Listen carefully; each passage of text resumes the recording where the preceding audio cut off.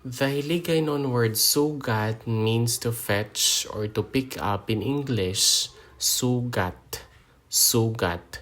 Nagsugat ako sa airport. It means I fetched someone at the airport. Ako is I, so nagsugat ako sa airport.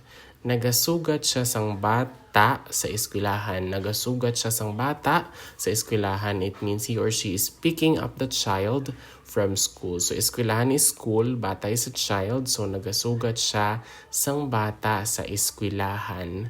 Sugaton ko ikaw sa terminal. It means I will fetch you at the terminal. Ikaw is you, ko is I, so sugaton ko ikaw sa terminal.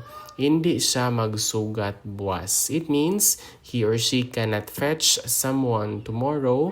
Buwas is tomorrow. Sugat is to fetch or to pick up. Hindi means cannot. Siya is he or she. Hindi siya magsugat buwas.